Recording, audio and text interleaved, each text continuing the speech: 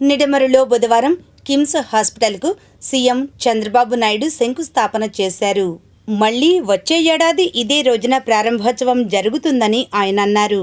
ఇంకా ఈ కార్యక్రమంలో ఎంపీ డాక్టర్ పెమ్మసాని చంద్రశేఖర్ తదితర ప్రముఖులు పాల్గొని మాట్లాడారు.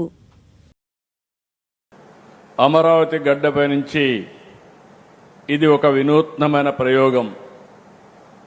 విద్యా వైద్యంలో తిరుగులేని స్థానంలో ఉండాలి. ఇప్పుడే ఎక్స్ప్లెయిన్ చేశారు. 25 ఎకరాల్లో చేపడుతున్నారు. ఇది 23 ఎకరాల్లో కాలేజీ ఏర్పాటు చేస్తారు. ఇందులోనే స్కిల్ కూడా సెంటర్ కూడా ఎస్టాబ్లిష్ చేస్తారు. నా దగ్గరికి ఫస్ట్ టైం భాస్కర్ రావు గారు వచ్చి మాట్లాడారు. నేను స్కిల్ డెవలప్మెంట్ పెడతాను, మెడికల్ కాలేజీ పెడతాను, నాకు మీరు ల్యాండ్ ఇస్తారంటే నేను ఆయన ఆహ్వానించి డిస్కస్ చేసినప్పుడు 1,00,000 మందికి నేను స్కిల్ డెవలప్మెంట్ చేసి, మనం ఏంటంటే అందరం కూడా ఆలోచించేది ఒక హాస్పిటల్ అంటే ఓన్లీ వైద్యుల్నే చూస్తాం, డాక్టర్లనే చూస్తాం. డాక్టర్ల కంటే ముఖ్యంగా కావాల్సింది నర్సెస్ కావాలి, పారామెడికల్ స్టాఫ్ కావాలి, టెక్నీషియన్స్ కావాలి. ఒకప్పుడు మనం అందరం కూడా ఎంబీబీఎస్ అంటే ఒక్క పేషెంట్ని ట్రీట్మెంట్ చేయడం వరకే చూసాం. ఇప్పుడు టెక్నాలజీ మారిపోయింది.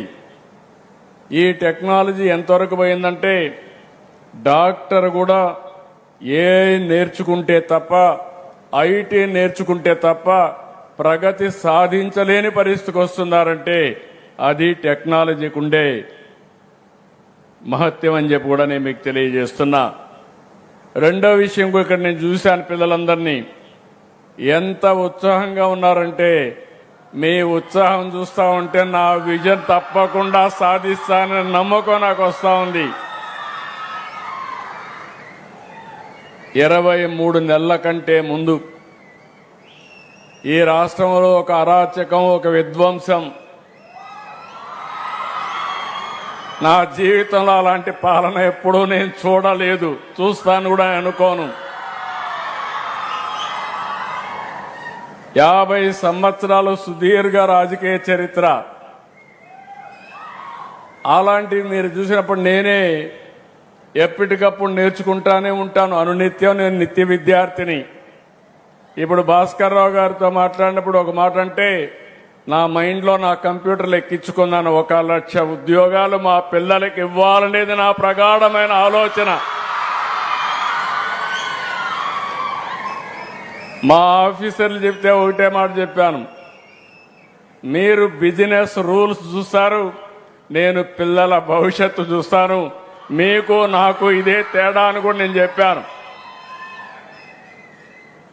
ఇప్పుడు వారు ఒక మాట అంటే నేను చెప్పాను, 0 డేట్ ఈరోజే స్టార్ట్ అయింది. పక్కనే సీనయ్య కూడా ఉన్నాడు. మేము చేస్తాం సార్ అన్నారు. కాదు, ఇదే రోజు 2027 ఇక్కడికి వస్తా, ఇనాగరేషన్ చేస్తున్నా. ఇనాగరేషన్ డేట్ కూడా ఫిక్స్ చేశాను. No option. ఎప్పుడు కూడా నేను ఎక్కడ పోయినా కూడా పెద్ద పెద్ద ఫ్యాక్టరీస్, గూగుల్ మొన్నే ఫౌండేషన్ వేసాం. ఫౌండేషన్ వేస్తే వాళ్ళు సెప్టెంబర్ అంటే కాదు, ఆగస్టు 15 మంచి రోజు, స్వాతంత్రం వచ్చిన రోజు. గూగుల్ కూడా ఆగస్టు 15 కంటే ముందు ఇనాగరేషన్ చేయాలని 2028 ఆగస్టు 15 కంటే ముందే గూగుల్ విశాఖపట్నంలో ఆపరేషన్లు ప్రారంభిస్తుంది. ఆర్సెలర్ మిత్తల్ పెద్ద స్టీల్ ప్లాంట్, ఆయన కూడా వచ్చినప్పుడు నేను ఒకటే చెప్పాను, నువ్వు 5 ఏళ్ళు 10 ఏళ్ళు కాదు, ప్రపంచంలోని best technology company, biggest company, నాకు కావాల్సింది 2028 డిసెంబర్ లోపల ఫేజ్ 1 పూర్తి చేయాలని ఆదేశాలు ఇచ్చా. చేస్తున్నామని చెప్పి కూడా నేను మీకు తెలియజేస్తున్నా. ఈరోజు ఒక మంచి కార్యక్రమం శంకుస్థాపన చేసుకున్నాం. దాని శంకుస్థాపన అనే దానికన్నా కూడా ఒక మంచి విత్తనాన్ని నాటామని అనిపిస్తూ ఉంది నాకు. ఈ విత్తనం అనేది ఒక మహావృక్షంగా మారబోయేటువంటి విత్తనం, మానవ జీవితాన్ని మార్చగలిగేటువంటి శక్తి ఉన్నటువంటి విత్తనం, మన ఆంధ్రప్రదేశ్లోని వేల కుటుంబాల భవిష్యత్తుని మార్చగలిగే శక్తి ఉన్నటువంటి విత్తనం. ఈ అమరావతి నేల సాక్షిగా ఒక నైపుణ్య రాజధానిగా, ఆరోగ్య రాజధానిగా, వైద్య సేవలను ప్రపంచ స్థాయికి వాటికి దిశ చూపే విధంగా నాంది పలికే ఈ కార్యక్రమానికి అంకురార్పణ చేసినటువంటి కిమ్స్ యాజమాన్యానికి గుంటూరు ప్రాంత ప్రజల తరపున మనస్ఫూర్తిగా ధన్యవాదాలు తెలుపుతా ఉన్నాను మరొక్కసారి. ఎందుకంటే ఈరోజు ఇందులో చాలా ఉన్నాయి. మెడికల్ కాలేజ్ ఉన్నాయి, ఎలీడ్ హెల్త్ సైన్సెస్ ఉన్నాయి, అంటే ఫార్మకాలజీ, నర్సింగ్ కాలేజ్, అదేవిధంగా డెంటల్ కాలేజ్, వీటితో పాటు ఇంజనీరింగ్, ఎంబీఏ, మేనేజ్మెంట్కి సంబంధించినటువంటి అనేక ఉన్నాయి. అంటే వీటన్నిటిలో అత్యంత ముఖ్యమైనది నా ఉద్దేశం ప్రకారం ఈ మెడికల్ కాలేజ్ కానీ దాని చుట్టూ ఉండేటువంటి ఎలీడ్ హెల్త్ సిస్టమ్. ఎందుకంటే వైద్యుడు ఒకరోజు ఏదో ఒక వ్యక్తిని డయాగ్నోస్ చేసిన వెంటనే సరిపోదు, సర్జరీ చేయాలన్నా కూడా, వాళ్ళకి కంప్లీట్ రికవరీ కావాలన్నా కూడా అనేక మంది అటువంటి ఫిజికల్ థెరపిస్టులు కానీ నర్సెస్ కానీ అవసరం ఉంది. అంటే ఇంటిగ్రేటెడ్ కేర్ ఎక్కడైతే ఉంటుందో ఆ ప్రాంతంలో కానీ ఆ హాస్పిటల్స్లో కానీ అవుట్కమ్స్ బాగుంటాయి, ప్రజలకు మంచి జరుగుతూ ఉంటుంది.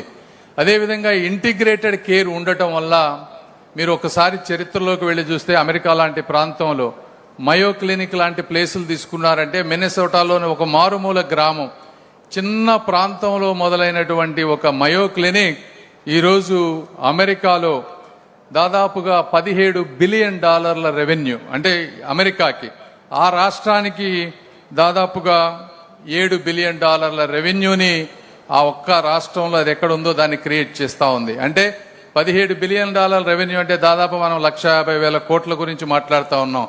70,000 మందికి ఉపాధి కలిగిస్తూ ఉంది. అదేవిధంగా 130 దేశాల నుంచి ఆ ప్రాంతానికి వెళ్ళి వైద్య సేవలు అందుకుంటా ఉన్నారు. అంటే ఇది ఒక రకమైనటువంటి ఇంటిగ్రేటెడ్ హెల్త్ సిస్టమ్. అక్కడికి వెళ్తే నాకు సర్జరీతో పాటు అన్నీ జరుగుతాయనేటువంటి ఉద్దేశం. అదేవిధంగా క్లీవ్లాండ్ క్లినిక్ తీసుకోండి. క్లీవ్లాండ్ క్లినిక్ సిన్సినాటి, అక్కడ తీసుకున్నా కూడా కార్డియాక్ సర్జరీస్కి ఫేమస్ అయ్యి అక్కడికి ఎక్కడి నుంచో విదేశాల నుంచి, దుబాయ్ నుంచి డబ్బున్న వాళ్ళు సైతం అక్కడికి వెళ్ళి ఆపరేషన్స్ చేయించుకొని రికవరీ అయ్యి ఆ ప్రాంతం నుంచి వెళ్ళేటువంటి పరిస్థితి. అంటే ఇలాంటి మహా సంస్థలు తయారవ్వాలంటే అవి ఒక్క రోజుతో పుట్టేటువంటివి కాదు.